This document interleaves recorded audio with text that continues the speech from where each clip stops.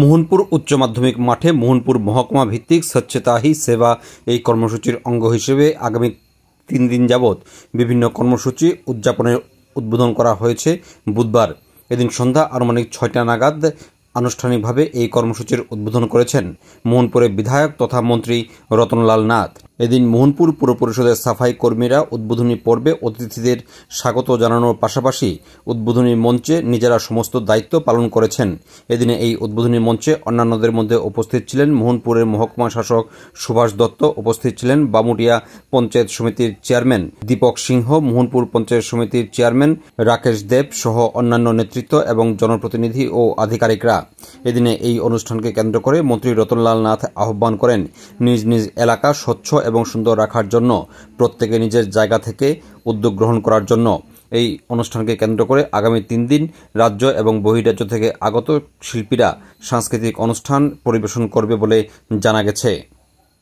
এদিন এই অনুষ্ঠান চত্বরে আয়োজন করা হয়েছিল ফুড ফেস্টিভ্যালের। বিভিন্ন স্বসহায়ক দলের সদস্যরা এই ফুড ফেস্টিভ্যালে অংশগ্রহণ করেছেন। বিভিন্ন স্টল এদিন ঘুরে দেখেছেন মন্ত্রী রতনলাল নাথ সহ অন্যান্য অতিথিরা। এবারে থিম হল স্বভাব স্বচ্ছতা। স্বভাব স্বচ্ছতা এবং সংস্কার স্বচ্ছতা। অর্থাৎ আমাদের স্বভাবের পরিবর্তন করতে হবে,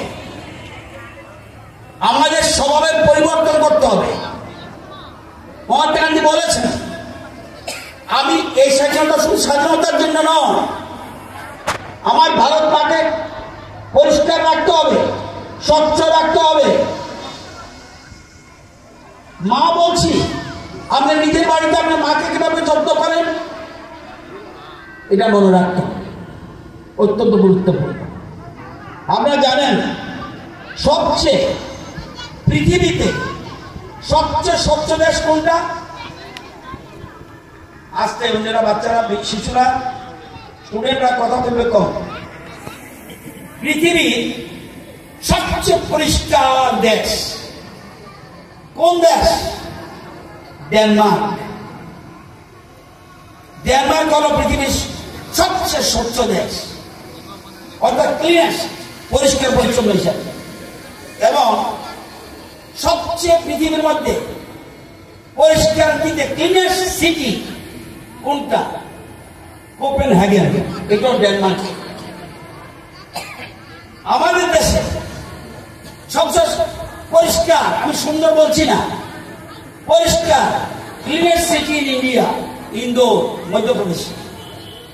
আমাদের রাজ্যে স্টুডেন্ট থাকলে হাত তুলবে, আমাদের রাজ্যে সবচেয়ে ক্লিনেস্ট প্লেস ত্রিপুরা কোনটা?